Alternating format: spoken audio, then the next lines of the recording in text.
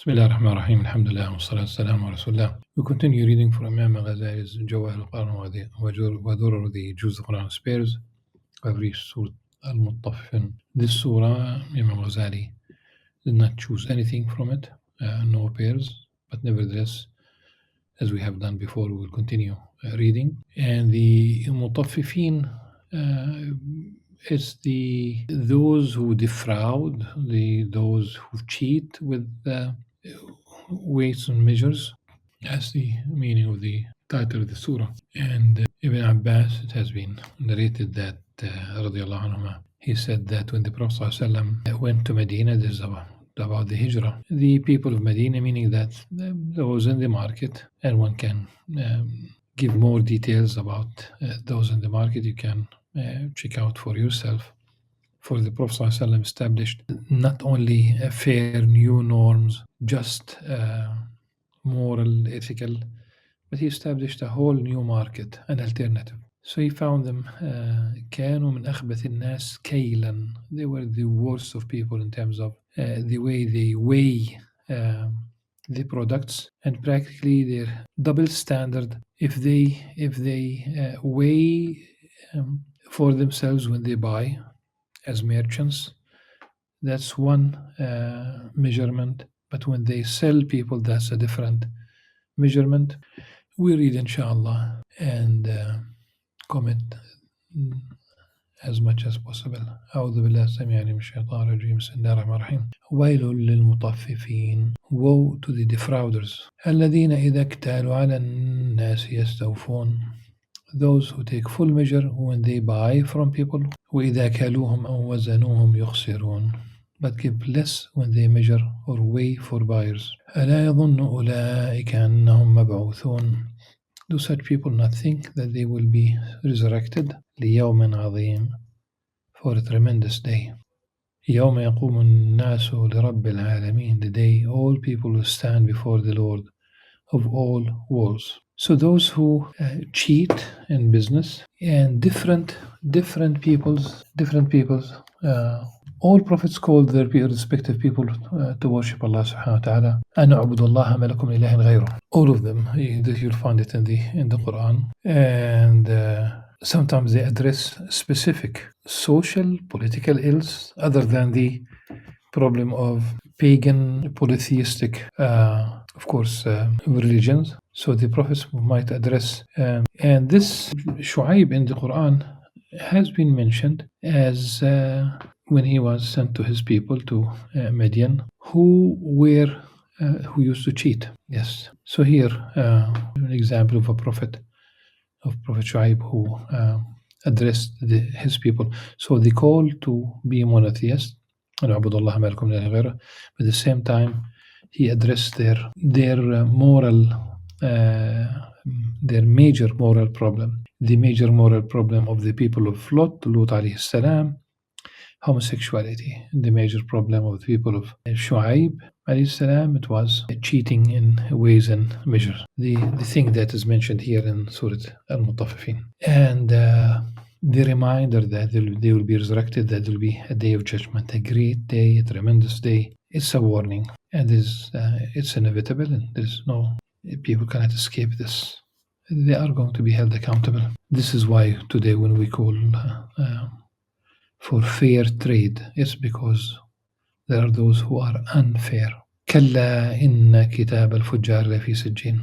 But no, the wicked are certainly bound for Sijjin, in the depths, Sijjin, in the depths of hell. And the etymology of the word Sijjin partake in the notion of confinement. Sijin in itself is a prison, so there's such a confinement in the worst place in the depths of hellfire. And there's a notion that we talk here about a record also. وَمَا أَدْرَاكَ مَا سِجِّينَ, and what will make you realize what Sijjin is.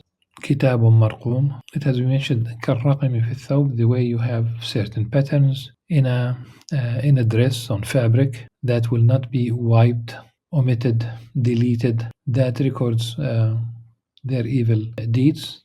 According to Ibn Kathir, Sijin, as we have said earlier, مأخوذ من السجن وهو الضيق. It has been that the word itself, kind of a derivative of the word prison, sijin, and it means a narrow, confined place. And the bottom of hell, that's the lowest and worst. So it has all these attributes altogether. And one can think of it as both, that definitely there is the notion of a record, and you have the notion of being destined based on that record to the worst place in hellfire. It has been mentioned in the hadith about people ولا طففوا الكيل إلا منعوا النبات وأخذوا بالسنين, and those who mess, like they cheat, they defraud other people in terms of weights and measures, except that they will suffer from lack of vegetation and drought. They will have drought, and what it means there will be hard time, there will be tough time, because of the when sin becomes dominant. When sin becomes dominant, one might ask the question, well, you can see all these societies around the world, and they appear to be okay, despite sin, grave sins being prevalent. One thing is that it's true that grave sin is prevalent in these societies. Number two, it is not apparent that they are okay. It's not. In fact, I have noticed that over the years, many years, when superpowers attack other countries and cause death, destruction, loss of life, they almost immediately have natural disasters at home. Go back and check for these natural disasters, and check what was happening around the world, and see whether there's a correlation. And Wallahu alam, God knows best. وَأُخْذُوا بِالسِّنِينَ, they will be basically, they will face droughts. The notion that they will stand before their Lord really naked on the day of judgment. No lawyers, no law firms, no one to defend you. Your political party, those who protected you in this life, those who covered for you. You did cheat the system. You did not pay taxes that go to the poor.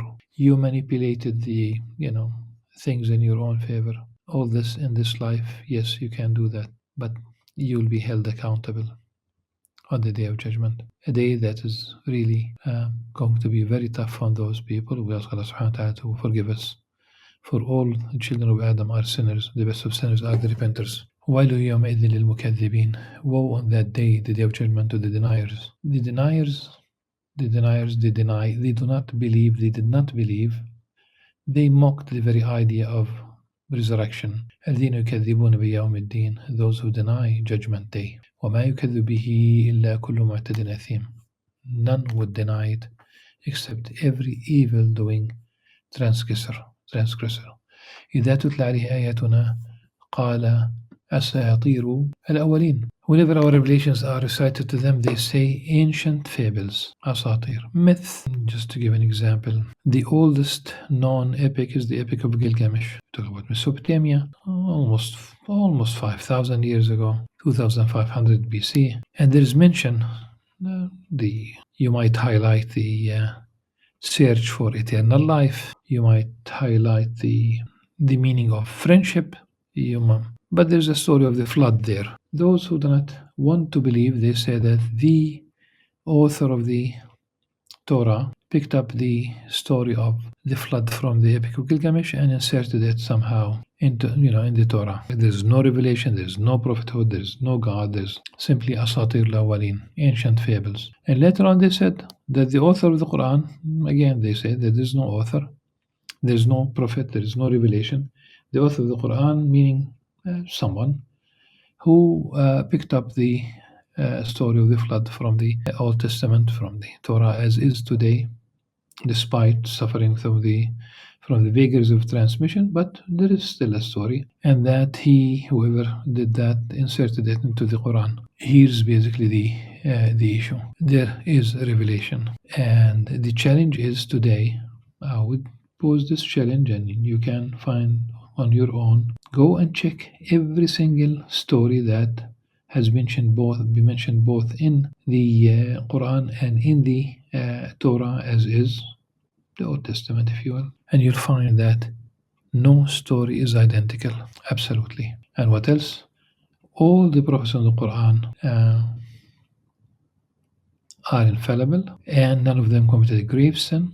So when the Torah mentions that some of them, like Prophet and King David, peace upon him, attributing to him having an extramarital affair, having an adulterous relationship with a married woman, having her husband being sent to the front lines to be killed, and then later on he married her. That's absolutely unacceptable in the Islamic worldview. Never. In the Quran, his image is that of a pious prophet. Absolutely. Think about the story of Prophet David praying in the mihrab when the two men climbed up the wall. They wanted him to judge between them. No guards. He was praying. So إذا تتلى عليه آياتنا قال أساطير الأولين. Whenever our revelations are cited to them, they will say ancient fables. They will use any excuse in order not to believe. كلا بل ران على قلوبهم ما كانوا يكسبون. But no, in fact, their hearts have been stained by all the evil they used to commit. What they commit, but also يكسبون, it has that what they have acquired. They have committed sins, but since the kasb here is general, it could be the sins. Maybe it also the kasb that they have the illegal, unlawful gain from defrauding people in business. The Prophet ﷺ said that about the merchant when he inserted his hand inside the wheat and he found that it was wet. That was cheating. So those who perform these grave sins along with disbelief, denying truth, making unlawful gains, كلا إنهم عن ربهم يومئذ لمحجوبون. Undoubtedly, they will be sealed off from their Lord on that day. They will still be held accountable, but they will be deprived. And this is really what worries the true lovers of God, the godly, if you will. They don't want to be veiled from Allah subhanahu wa ta'ala. They don't want to be deprived of that beatific vision on the day of judgment and in paradise, of course. ثم إنهم لصالوا الجحيم. Moreover, they will surely burn in hell. ثم يقال هذا الذي كنتم به تكذبون. And then be told, this is what you used to deny. كلا إن كتاب الأبرار لفي عليين. But no, the virtuous are certainly bound for عليون, in elevated, meaning in elevated gardens. عالي, علو, elevated place in paradise. وما أدراك ما عليون.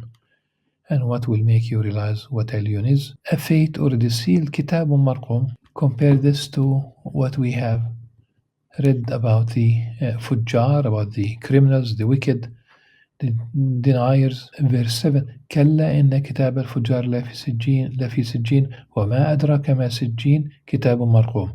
Then think, compare it to the abrar, the virtuous. كلا إن كتاب الأبرار لفي عليين وما أدراك ما عليون كتاب مرقوم.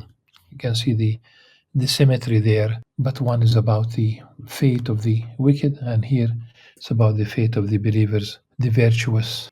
يشهده المقربون, witnessed by those nearest to Allah subhanahu wa ta'ala. إن الأبرار لفي نعيم.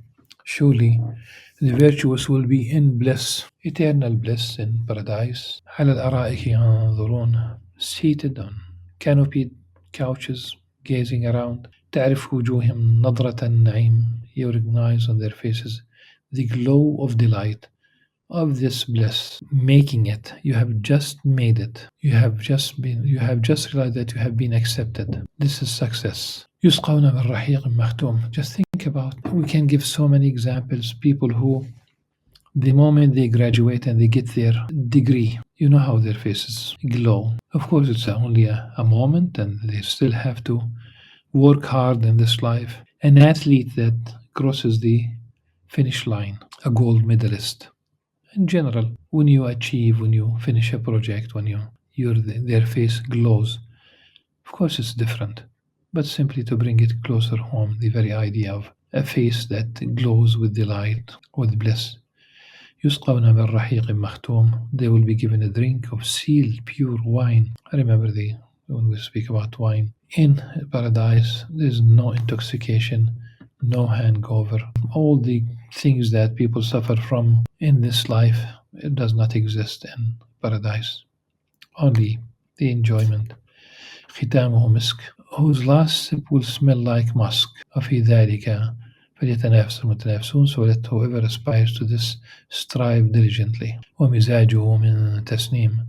And this drink's flavor will come from تسنيم, عينا يشرب بها المقربون, a spring from which those nearest, of course, to Allah subhanahu wa ta'ala, those who are nearest will drink. إن الذين أجرموا كانوا الذين آمنوا يضحكون.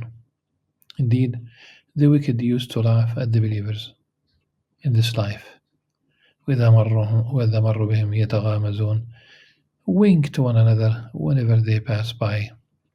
They mock them. You can see all this Islamophobic narrative making fun of Muslims. And by the way, it's by design. It's not spontaneous. There are institutions that invest so much money to create these movies that ridicule Islam and Muslims. But I can see that there is a new trend in the West that questions what used to be.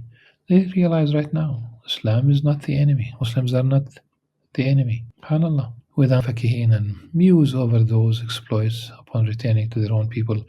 وإذا رأوهم قالوا إن هؤلاء لضالون. And when they saw the faithful, they would say those people are truly astray. وما أرسلوا عليهم حافظين, even though they were not sent as keepers over the believers. فاليوم الذين آمنوا من الكفار يضحكون. But on that day the believers will be laughing at the disbelievers. It is who laughs last. على الأرائك ينظرون, as they sit on canopied couches looking on. هل ثوب الكفار ما كانوا يفعلون. The believers will be asked, have the disbelievers not been paid back for what they used to do? This is a rhetorical question, does not need an answer. For when it is mentioned, anything is mentioned about paradise or hellfire, it's as if it has taken place. It's only a matter of time. With this, alhamdulillah, we have shared some ideas about Surat Mutaffin. In the next session, we'll go back to Imam Al-Ghazali's selection, Surat Al-Inshiqaq, of which he chose 3 verses. In fact, one can think of these being 4 from 6 to 9. يا أيها الإنسان إنك كادح إلى ربك كدحا فملاقيه فأما من أوتي كتابه بيمينه سوف يحاسب حسابا يسيرا وينقلب إلى أهله مسرورا. So inshallah we'll deal with Surah Al-Inshiqaq in the next session. Until then, سبحانك اللهم وبحمدك أشهد أن لا إله إلا أنت أستغفرك وأتوب إليك. السلام عليكم ورحمة الله وبركاته.